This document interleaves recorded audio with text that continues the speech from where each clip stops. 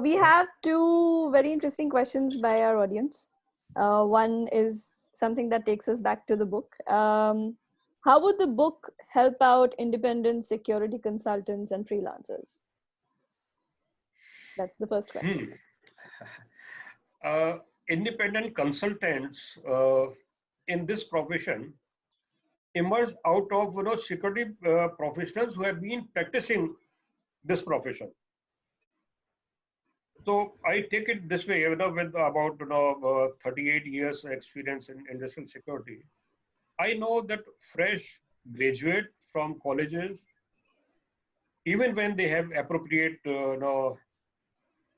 education, they might have done a specialization in criminology, they might have done in forensic science, they might have done postgraduate diploma in industrial security, like many universities are offering such courses. But when they come to the professional choice, automatically becoming consultant is not one of the options available to them.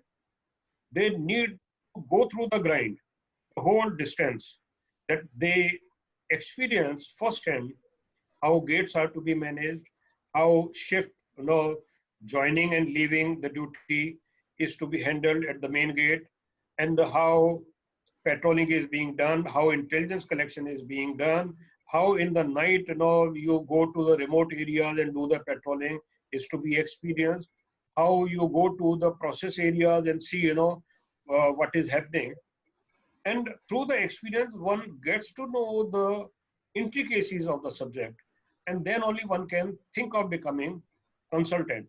So even those who have gone through the whole experience of actually managing the security at the ground level, to becoming consultant, they again need to have skill sets.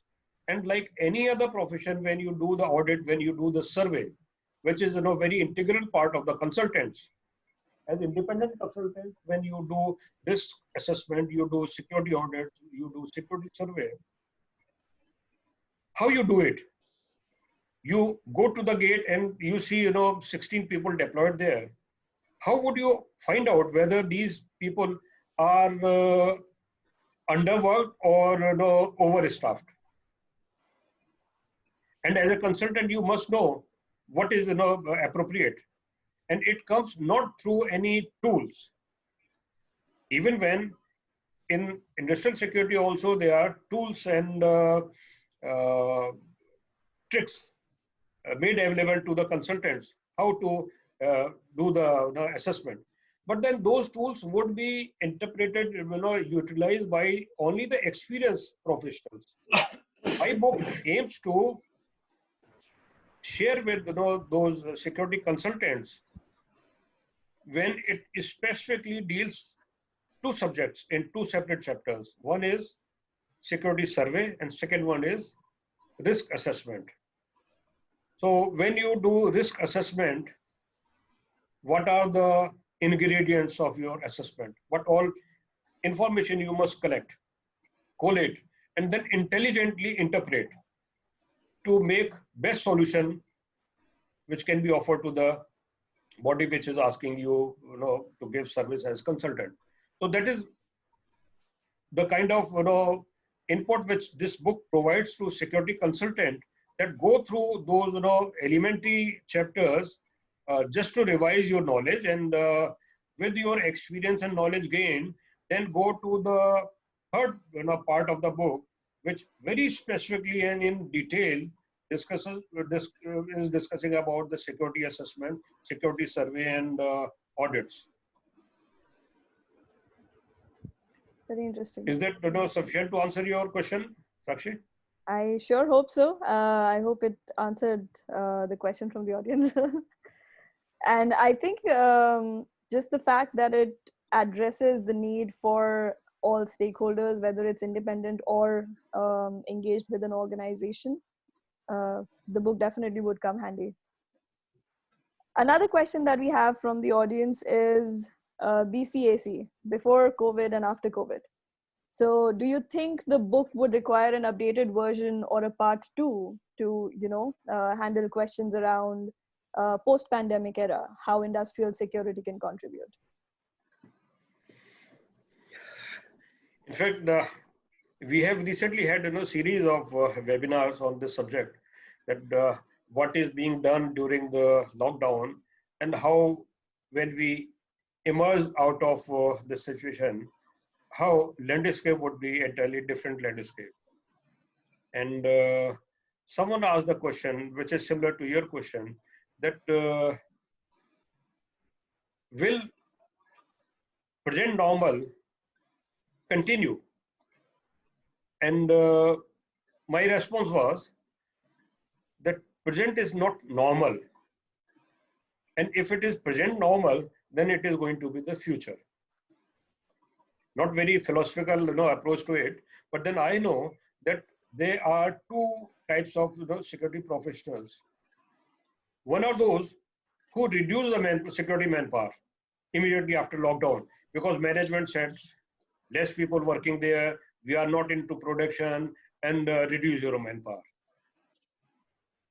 There are few security professionals who, on the contrary of this kind of approach, demanded the management to increase the security manpower, because they could logically argue with their seniors that there are three factors considered while planning the security. And these are criticality, vulnerability, and probability.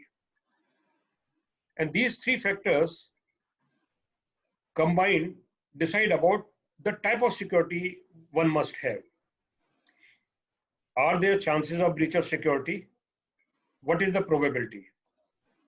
And if there is breach of security, how critically it is going to impact the business? And how vulnerable our operations are to have such breaches? So when three factors go up, then security must go up. It cannot go down. And in one industry, in fact, the plant in charge asked the security chief to reduce the manpower because there are no employees working anymore in the plant. And this security chief asked, boss, are your employees your threat? And he asked very good question, because if employees are threat, then only you think about having a full complement of security when all are present in normal circumstances, and you give the argument that since employees are no more coming to the plant, so security must go down. In fact, he said that those employees, trusted, experienced, old employees, they were our sensitive organs. They were our eyes, ears, and they feel, they perceive. And for security threat, any accident, unsafe conditions, accident situation developing, they were our early warning system. Now they are no more, and only security person are going to do that job which was being done by the regular employees. He got the approval. So today's challenging circumstances would decide tomorrow whether we'll have downsizing or we'll have upscale of security complement. Today we are going to prove, this is our test through fire, that we will prove our worth. And if we are able to stand our ground today, tomorrow we are going to be considered as not the cost center, but the profit center, because we have ensured that even the most challenging circumstances, we could maintain the integrity of the plant. We could, with the skeletal workforce, we could ensure certain activities. And tomorrow, more and more, we are going to get engaged into business continuity plan. Security people are no more to only cordon off the gates and control the employees and do the traffic management. No. Tomorrow, they are going to be engaged in full-fledged business continuity plan, which are not only the security duties, they are going to do lot many things, standing side by side with fire safety and health team. And tomorrow we are going to be in line with the European approach, where HSE and security is considered the total function. It is not compartmentalized into departments, that security department is separate. fire safety department is separate, health department is separate. Tomorrow we are going to see the Indian landscape where industrial landscape where in the organization there is one compact team of HSC and security. Very interesting. I think the more you speak about the industry, there are questions that pop up. But since we overshot time already, so we don't have more questions from the audience right now. Just a quick question on educating our current generation on security, right? Like you spoke about how security personnel and fire safety uh, teams would come together and work towards business continuity. Training the staff, how do you think it would move forward, especially in the post-COVID era? You know, right now we have hard copies, we have books, published books that go around to the students, and there are classes that are held.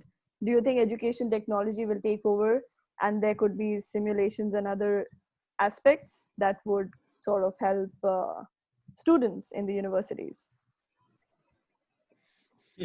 Sakshi, I have this book with me, Yeah. and I know this is not going to be sold the way books ought to be sold. Mm. This book is going to be remaining on the shelves of various universities and institutes, and the future is Kindle type of reading material. Mm. Future would be PDF format of books. These books occupy a lot of shelf space, Mm. and their recall value in today's working environment is limited. You have your drive, Google Drive, you keep your document there, and you have your hard drive, you have your extension drive, and getting this book from out of the shelf, which is somewhere on second floor or in basement or in my office library, which shelf it is kept, is very difficult to trace. So future is going to be not such books but PDF books, and of course I visualize when such books are released, there is wrapping around it, there is a ribbon, and there is scissor, and a VVIP kind of person cutting the ribbon and releasing the book. That time has passed. Even the oldies like me would not be, any way impressed by such kind of pompous ceremony. A book is book to be read and read conveniently. So I see that such hard, physical kind presentation of books would be having very limited value. Though books are not going to go out of fashion, maybe their future will die down slowly as letter writing has gone away in our growing up process. Children no more write letters, so they will no more write books or read books like this. So contents availability through internet, through media is a kind of thing which I see, and more writing on whether you write on LinkedIn, whether you write on different media platform available to you, even writing on Facebook. You have no pages, you have no groups. Writing there is much better than kind of conventional writing. And I see that next book, at least for me, is going to be in PDF format or in short format, which you can download. And again, I am not looking at the revenue. Who pays, that kind of cost, 995 rupees for this type of book? It is very expensive book because paper is very expensive. But PDF is going to be easily available, or any such soft format is going to be easily available, easily stored, and easily retrieved. So such formats are having a very wide appeal and convenience it offers. Just one point I wanted to add was that probably we may think of having a gaming, like something like in army we have war games, we have computer games. We can have those games sort of thing,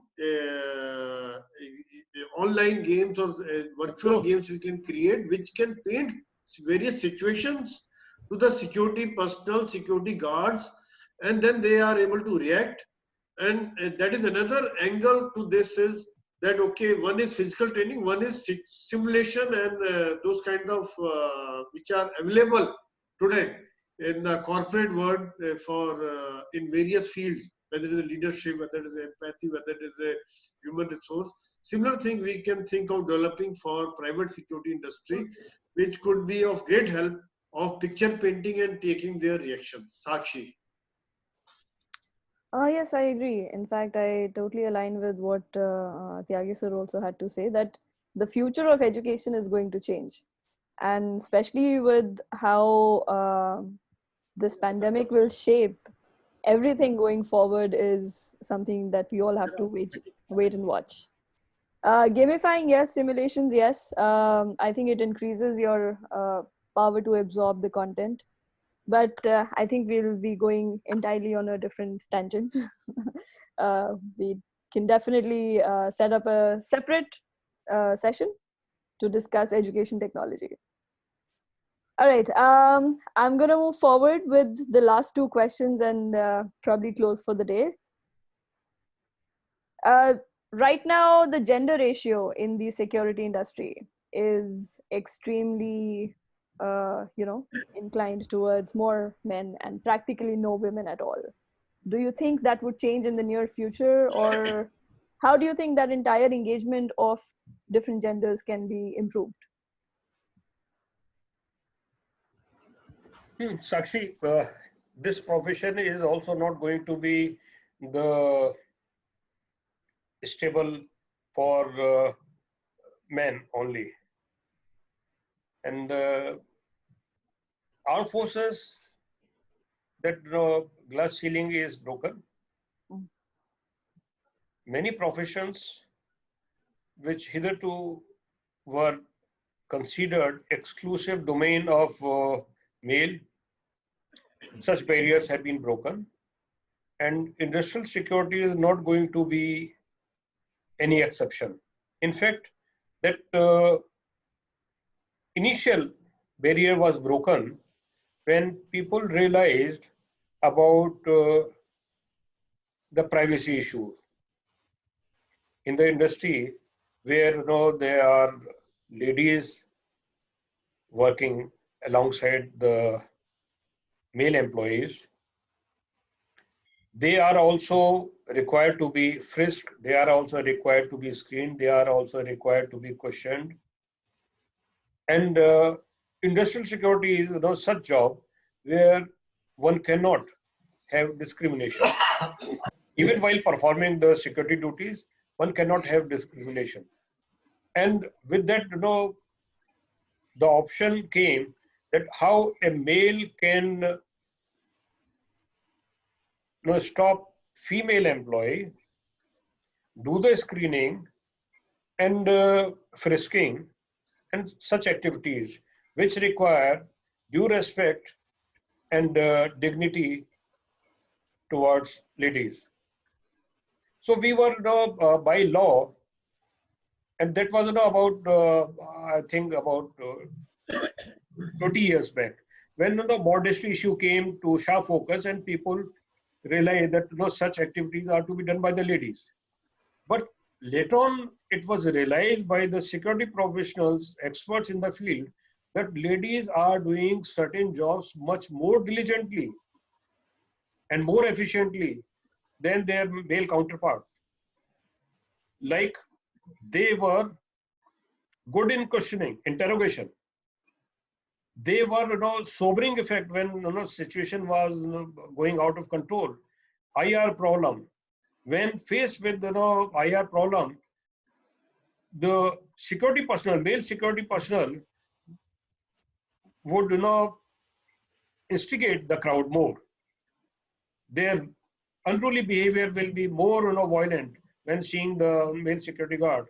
whereas they tend to get controlled and subdued and respond very soberly in presence of ladies. That is sobering effect we have. But today, the kind of industrial security one is engaged is not having any discrimination that certain jobs which can be done by male cannot be done by female. So it should be, logically, it should be a fair playing ground for ladies. I'm yet to see more and more ladies willingly coming to this profession. When they start opting for this profession, I do not think that there will be any hindrance. This sector is open for ladies waiting for their joining in, and when they do, they will be certainly made comfortable, and it is going to be equal opportunity for ladies. That's interesting. So right now, what you're saying is that women themselves are a little hesitant towards entering the field, and if it were to happen that women willingly come in, then there's no hindrance. In fact, I know many ladies who have joined security as a profession after doing the MBA. After doing MBA, they joined the security profession, and they reach, as per their capability, they have reached, quite high. I know many directors of private security companies are ladies. Similarly, I know ladies to be chiefs of security in many organizations. And good thing is happening is that those short service officers, lady officers, they are kind of very welcome in this sector because they offer something which so far male counterparts were not able to offer. That is being very strict and yet polite. Now this is contradiction, it is a paradox in itself, that being very strict and yet polite. In security profession, it is required sometimes. I initially used to argue, and I used to argue against this approach. But today, having reached certain age and maturity, I realize that security professionals need to be firm yet cooperative and adjusting. They need to be very, very strict yet polite. And this is the kind of combination which only ladies can offer. Very interesting. Okay, so I'm going to take one last question. Does the book cover any specific topic that the top management, any critical issues that the top management would read about, or that would help people sitting at the higher positions? No, Sakshi, unfortunately, that is not so, because this book was, conceived keeping security professional in mind, and top management was not thought of while making this book structure. But I am very consciously aware that there are regular courses being run by intelligence bureau which take care of top management.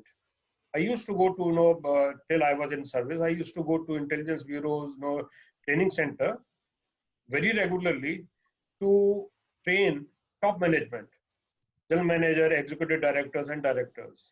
And I used to give the orientation towards industrial security management. And as top decision maker, they need to be made aware of the requirements of the profession. Most of the time, they are really not aware. Like I mentioned, that my director used to ask me, my CMD used to ask me, give me the list of best job you have done which has reduced the loss, or how can you be part of the profit? You are not part of productivity, so you cannot be part of the profit. So top management is being made sensitive towards such professional requirements, and now there are many seminars, workshops organized only for top management.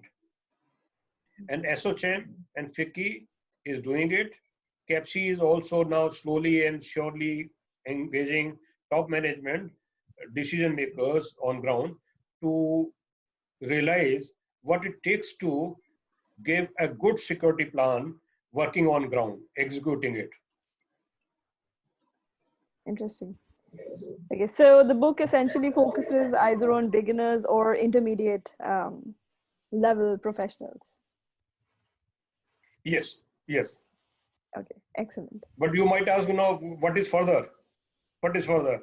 Yes. Why I am leaving, chiefs of security and top management out of it? This is just the beginning. This is just the beginning.